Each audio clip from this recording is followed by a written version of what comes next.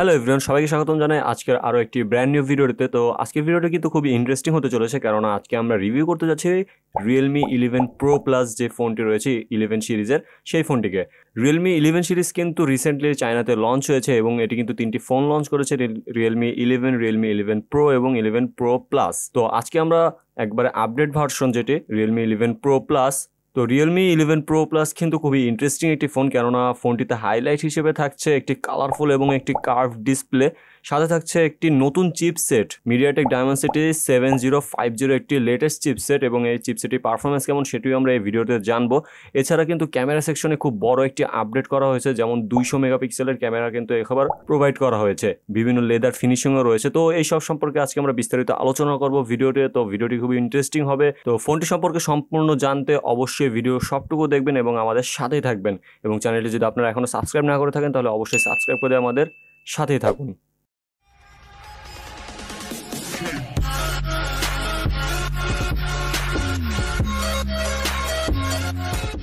Realme 11 সিরিজের কিন্তু সবচেয়ে আপার ভেরিয়েন্ট Realme 11 Pro Plus, এই ফোনটি কিন্তু চায়নাতে লঞ্চ করা হয়েছে শীঘ্রই, এবং এই 8 তারিখে কিন্তু ইন্ডিয়ার বাজারেও অফিসিয়ালি লঞ্চ করা হবে। এরপরে কিন্তু আমরা দেশের বাজারে অফিসিয়ালি আনঅফিসিয়ালি খুব সম্ভবত দেখতে পারবো।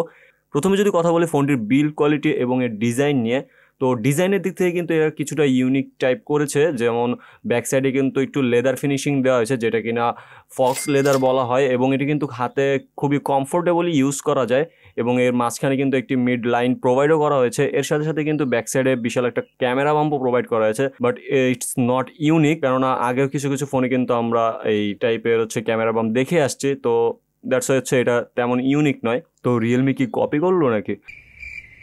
যাই হোক, রিয়েলমির কাছে কিন্তু এটা কিন্তু একটি নতুন একটি ক্যামেরা বলা যেতে পারে আগের সিরিজগুলো ধরলে। এছাড়া ফোনটি কিন্তু সামনের দিক থেকে একটু কার্ভ ডিসপ্লে প্রোভাইড করা হয়েছে, যার কারণে কিন্তু ফোনটা পিছনে লেদার এবং সামনে কার্ভ, তো ধরতে কিন্তু অনেক খুবই কমফোর্টেবল লাগে এবং ইন হ্যান্ড ফিলটাও কিন্তু খুব জোস পাওয়া যায়। এছাড়া ফোনটি কিন্তু 183 গ্রাম ওয়েট এবং 8.2 মিলিমিটার থাকছে এর থিকনেস। তো থিকনেসটা অতটাও কম না, একটু মোটাই হয়েছে, কিন্তু ওয়েটটা কিন্তু সিমিলার ওয়েট, অর্থাৎ ভালো ইন হ্যান্ড ফিল পেয়ে যাবেন আপনারা। এছাড়া ফোনটি কিন্তু বাংলাদেশের মার্কেটে 3টি ভেরিয়েন্টে আসতে পারে, একটি হচ্ছে ব্ল্যাক, গ্রিন এবং গোল্ড। তো গোল্ড কালারটা কিন্তু খুবই বেশি অ্যাগ্রেসিভ বলা যেতে পারে, কারণ এই লেদার ফিনিশিং এর উপরে গোল্ড কালারটা আসলে দুর্দান্ত লাগে। তো এবার যদি কথা বলি ফোনটির পোর্টস অ্যান্ড বাটনস নিয়ে, ফোনটির রাইট সাইডে কিন্তু ভলিউম আপ ডাউন বাটন থাকছে এবং সাথে কিন্তু পাওয়ার অন অফ বাটনও কিন্তু রয়েছে। ফোনটির লেফট সাইডটি ফাঁকা রাখা হয়েছে এবং নিচের দিকে আসলে আমরা একটি টাইপ সি পোর্ট দেখতে পারবো, একটি স্পিকার দেখতে পারবো, এছাড়া একটি সিম কার্ড ট্রেও দেখতে পারবো, যেখানে কিনা দুটি সিম কার্ড ইউজ করতে পারবো। কোনো মাইক্রো এসডি কার্ড ইউজ করার সিস্টেম নেই, কেননা এর বেস ভেরিয়েন্টটি হচ্ছে 256 জিবি, তো সিম মেমোরি কার্ড অতটাও এসেনশিয়াল না। এছাড়া নয়েজ ক্যান্সেলেশন মাইকও প্রোভাইড করা হয়েছে। এছাড়া ফোনটিতে কিন্তু ইন ডিসপ্লে ফিঙ্গারপ্রিন্ট সিস্টেম রয়েছে, যার কারণে এবার পাওয়ার বাটনে কোনো ফিঙ্গারপ্রিন্ট দেওয়া হয়নি। এছাড়া গাইস আমরা কিন্তু ফোনটিতে 3.5mm হেডফোন জ্যাকটি কিন্তু মিস করব, কেননা এটি এখানে প্রোভাইড করা হয়নি। তো এবার যদি আমরা কথা বলি ফোনটির ডিসপ্লে সেকশন নিয়ে, ফোনটিতে কিন্তু 6.7 ইঞ্চিসের একটি AMOLED ডিসপ্লে প্রোভাইড করা হয়েছে, যেটি কিনা 1 বিলিয়ন কালার প্রোভাইড করে থাকে, এবং এটিতে 120 হার্টজের রিফ্রেশ রেটও প্রোভাইড করা হয়েছে। সাথে সাথে 950 নিটসের পিক ব্রাইটনেসও ইউজ করা হয়েছে, যার কারণে ডে লাইটে ফোনটি ইউজ করতে কোনো রকমের সমস্যা হবে না, যথেষ্ট ভিজিবল থাকবে। তার পাশাপাশি ফোনটিতে কিন্তু কার্ভ ডিসপ্লে রয়েছে, এবং 1 বিলিয়ন কালার্সের মাধ্যমে কিন্তু ফোনটির কালার অ্যাকুরেসিটি দুর্দান্ত বলা যেতে পারে, খুব ভালো স্মুথ কালার কম্বিনেশন দেখা যাচ্ছিল। এছাড়া ডিটেলস গুলো খুবই নিখুঁতভাবে বোঝা যাচ্ছিল, এবং ফোনটির ডিসপ্লে সাইজটি 6.7 ইঞ্চিসের, অর্থাৎ বড় স্ক্রিনে ভালো কালারফুল আপনারা সবকিছু মজা নিতে পারবেন, যেমন গেমিং এর দিক থেকে, মুভি টুভি দিক থেকে বলেন, সব দিক থেকে আপনারা খুব ভালো এক্সপিরিয়েন্স পেয়ে যাবেন। এছাড়া ফোনটিতে HDR10+ এরও সাপোর্ট রয়েছে। এছাড়া আপনাদের মাল্টিটাস্কিং করতেও কিন্তু কোনো রকমের অসুবিধা হবে না, যেহেতু 120 হার্টজের রিফ্রেশ রেট রয়েছে, খুবই স্মুথলি আপনারা ডিসপ্লেটি ইউজ করতে পারবেন এবং জাস্ট চিল। এবার গাইস কথা বলে ফোনটির ক্যামেরা সেকশন নিয়ে, যেটিতে কিনা খুবই দুর্দান্ত একটি মেগাপিক্সেল প্রোভাইড করা হয়েছে, 200 মেগাপিক্সেল। জানি না কেন জানি স্যামসাং এর মধ্যে টক্কর নিতে গেল মনে হইলো। যাই হোক, 200 মেগাপিক্সেল যে ক্যামেরাটি প্রোভাইড করা হয়েছে তার কাট আউটটিও কিন্তু খুবই জোস করা হয়েছে, অর্থাৎ রাউন্ড শেপে একটু অনেক বড় টাইপের, যেটা কিনা আগে পরে রিয়েলমিতে দেখা যায়নি। ফার্স্ট টাইম কিন্তু রিয়েলমিতে এত বড় কাট আউট নিয়ে আসা হয়েছে, যেটিতে কিনা 3টি ক্যামেরা সেট আপ থাকছে, যার মেইন ক্যামেরাটি থাকছে 200 মেগাপিক্সেলের। তো 200 মেগাপিক্সেলের ক্যামেরা, যার সেন্সর হিসেবে থাকছে স্যামসাং এর আইসোসেল HP3।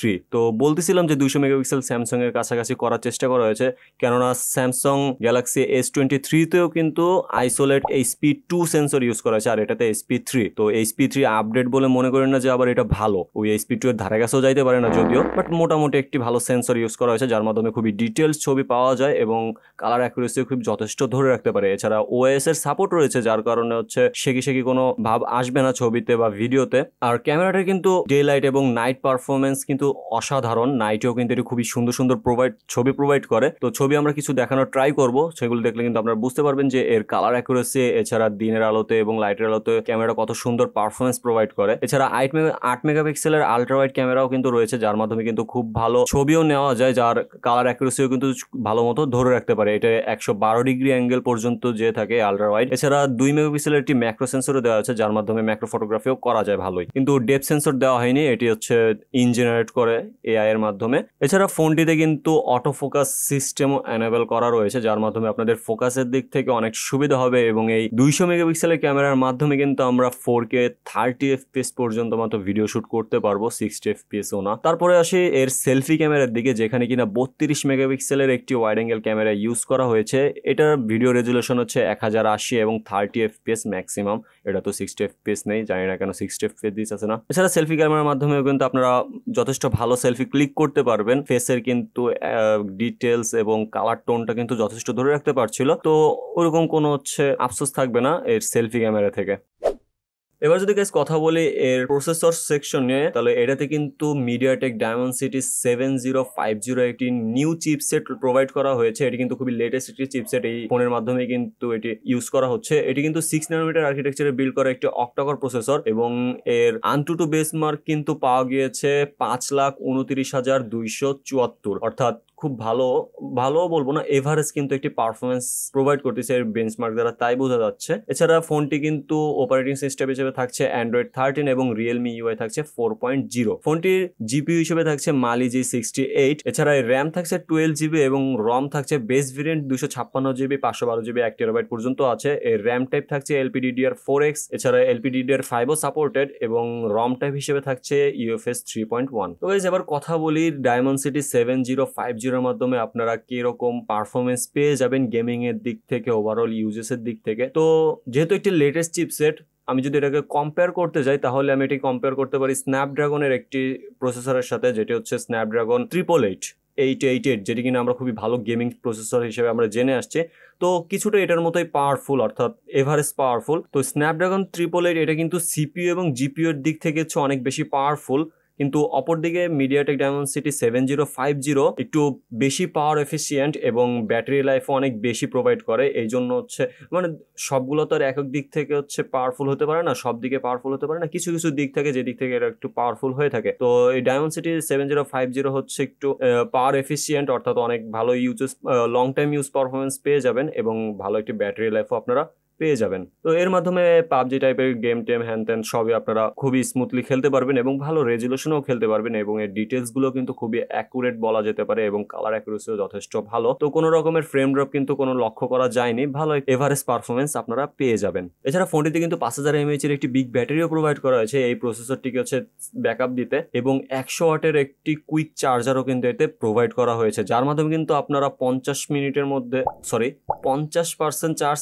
10 মিনিটের মধ্যে করে নিতে পারবেন। তো ওভারঅল প্রসেসর এবং ব্যাটারি মিলিয়ে কিন্তু আপনারা খুব ভালো একটি পারফরমেন্স পেয়ে যাবেন, অর্থাৎ ব্যাটারি ব্যাকআপও আপনারা বেশি পাচ্ছেন, এদিক থেকে পারফরমেন্সও বেশি পাচ্ছেন। তো সব দিক মিলিয়ে কিন্তু আপনারা খুব ভালো মতো এনজয় করতে পারবেন ফোনটি দিয়ে। তো এইসব ভালো মতো দিক মিলিয়ে কিন্তু Realme 11 Pro Plus 8 তারিখে ইন্ডিয়ায় এবং তারপরে হচ্ছে বাংলাদেশে আসতে চলেছে এবং যেহেতু এটি একটি মিড রেঞ্জ বাজেটের ফোন এবং বলতিছে একটি অ্যাফোর্ডেবল ফোনও হবে, তো সেই ক্ষেত্রে আন্দাজ করা যায় ফোনটি প্রাইস কিছুটা হচ্ছে 40,000-এর মতো থাকতে পারে। তো জাস্ট এটা হচ্ছে গেসিং প্রাইস, নট শিওর। তো বাংলাদেশে আসার পরে দেখা যাবে এবং এর আপডেট প্রাইসও আপনাদের জানিয়ে দেওয়া হবে। আপনারা অবশ্যই আমার ফেসবুক পেজটি ফলো করে রাখতে পারেন, সেখানে সব আপডেট নিউজ দেওয়া হয়।